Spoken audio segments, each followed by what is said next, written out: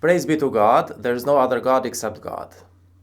Have you ever wondered why we can automatically distinguish between the creatures which are shaped by God and creatures shaped by humans? For example, a horse and a car, or the elephant and the truck, or a bird and a plane, or a fish and a ship, or the sky and the ceiling, or the grass and the concrete, or the sun and the light bulb, or the moon and the clock, or the eye and the camera,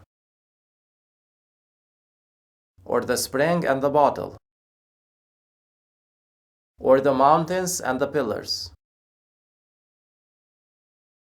or the cheek and the pillow, or the teeth and the knife.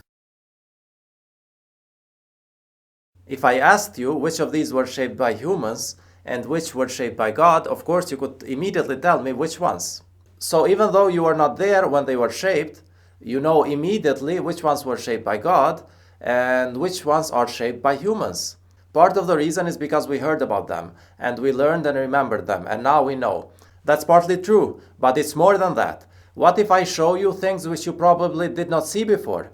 Do you think that you would be able to tell me which ones are shaped by God and which ones are shaped by humans?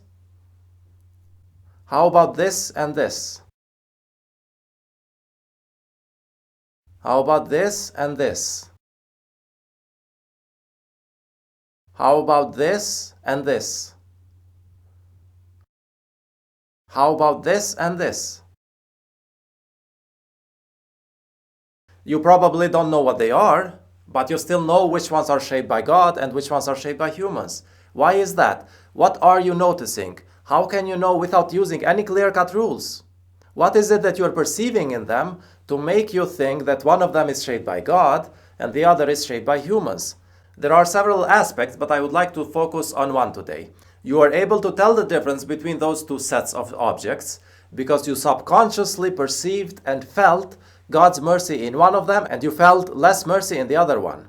They were shaped with mercy, with God's mercy, and one of the signs of His mercy is what I call gradualism. Let's take the human as an example. Do you see how my cheek gradually turns into an earlobe? How my fingers gradually turn into a palm? They are not attached to my palm with screws. No bolts are used. They gradually turn into a palm, and they are still sufficiently different from the palm to be distinguished from it, but they are not completely separate parts. But in a car, the wheel is a separate object and the windshield is a separate object. So in reality, the car is not one thing. It's a collection of things, which we named with one name. It's an invented name for a group of things. But the human being is one thing in name and in reality. The air is not an air unless it is attached to the head. It's not a thing, it's a subcomponent. It cannot exist separately. The wheel exists separately from the car, but the human air does not exist separately from the human. The human is all one thing, and every subcomponent of the human merges into another gradually. There are no clear-cut separations, even if they look so. We perceive them as separate sometimes because we have given them names and we draw them as separate things, but in reality they gradually turn into one another. The eye gradually turns into parts of my brain at the back of my brain, similar to how the leaves gradually turn into a stem, and the stem gradually turns into a trunk, and the trunk gradually turns into the root. Or have you noticed how the day turns into the night gradually? It takes about 3 minutes on average for the sun to gradually set, and then it takes about 1 hour and a half for the sky to turn completely dark. Compare this to how we turn off our lights immediately when we try to put our babies to sleep. In this world, the biggest mercy among humans is the mercy of the mother towards her baby. But that does not even compare to God's mercy. See, when the mother tries to put her baby down to sleep, how gently and gradually does she do it? When she holds the baby, it takes about 15 seconds to gradually put the baby down in the crib or in bed. But God puts us to sleep even more gradually, even more gently, with more mercy. He turns the sun off gradually for about 3 minutes, and then the light gradually fades away for a couple of hours. See, all these gradual changes are signs of God's mercy. And then in the morning, the songs of birds start slowly and then get louder and louder, just enough to wake you up gently and gradually. Compare this to an alarm clock. It's so sudden and annoying, and it gives you anxiety. It does the job, but without much mercy. Have you noticed how the valleys gradually turn into hills? And the hills gradually turn into mountains? You can walk blind and you will hardly fall anywhere, which would kill you. Usually the terrain gets gradually rougher and gradually steeper, and it is enough to warn us that it is going to get more dangerous. Now compare that to modern architecture with sharp changes. One mistake and you're gone. Can you imagine a blind person walking on top of a tall building? One step he is completely fine, and the next step he is dead. One step in the pavement, he is completely fine, and the next step in the road, he may be run over by a car. Even the cars are built without much mercy. They drive to speeds higher than a human being can survive. Compare that to a horse. If you fall from the fastest horse ever on natural grass, you would still survive. But if you fall from any car at a normal car speed, you would probably die. I often hear ignorant people tell stories how someone was driving 100 miles per hour without a seatbelt and no airbags and had an accident and still survived. At 100 miles per hour, everyone dies. What really happened probably was that the person was driving 100 miles per hour, he saw the danger in the last couple of seconds, hit the brakes, and the car slowed down to about 40 miles per hour, and then he had the accident. But when people ask him how fast were you driving when you had the accident, he says 100 miles per hour. So a car-to-car accident can easily kill someone, but a human-to-human accident does not kill anyone.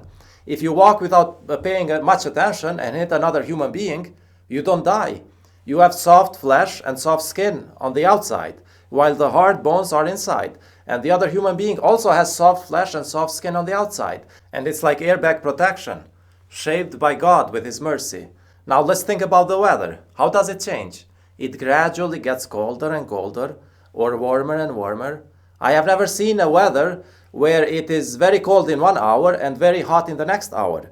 It gradually changes because God designed it like that, with His mercy, to give us time to put some additional clothes on, or go home, or prepare for the change of seasons, or collect wood, and so on.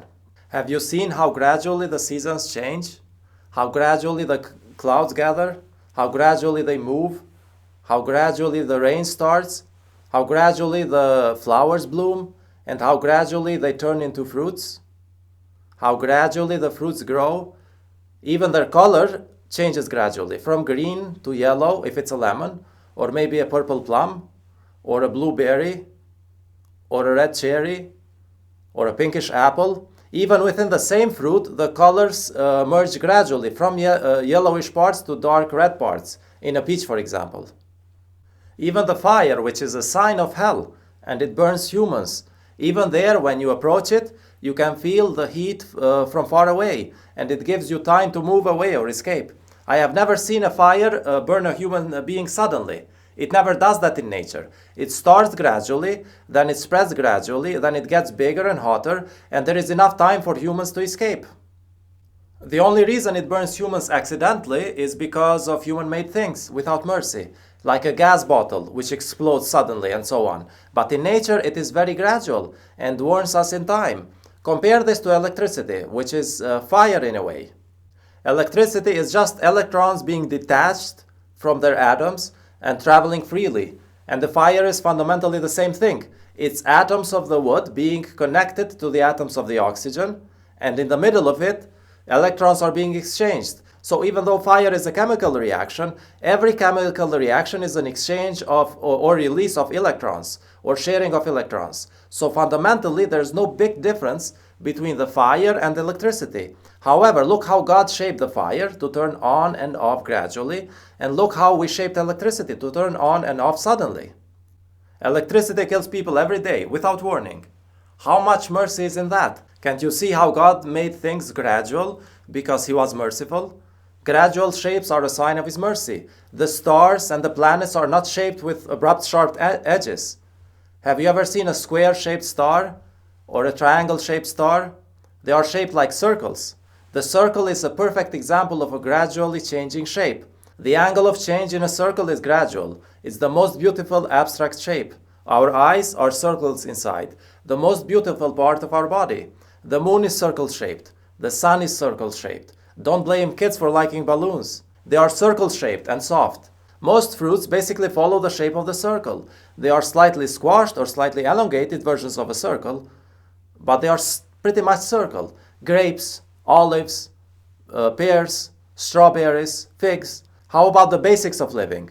The water droplets, the grains, the sky itself. Do you see any sharp, abrupt angles, or do you see smooth, gradual shapes? The gradual changing shapes bear witness that God is merciful. By the way, the perfect shape is a circular shape, but the perfect shape, which is also a living creature, is the shape of a human being. God does not have a shape. You have to have an end to have a shape. God does not have an end. He is not shaped. He is the shaper. Creatures have shapes. The Creator does not need a shape. He creates and shapes. And He shapes things while at the same time being merciful. He shapes with mercy. And He has shaped things of this world with partial mercy. There will be much more mercy for believers in the next world. Verse 156 and 157 in chapter 7 say that God's mercy encompasses all things. However, He will specify it for those who lead a righteous life, give the obligatory charity, believe in God's revelations, and follow the Gentile prophet, Prophet Muhammad. So for the righteous people, there will be much more mercy in the next world. The pears in the next world will not be quasi-circular or almost circular, like in this world. They will be perfectly circular. In this world, the roundest objects are black holes, which are impossible to see. But in the next world, the simplest pearl will be rounder than the roundest object in this world. God will shape those pearls with much more mercy. They will be designed especially for us to enjoy.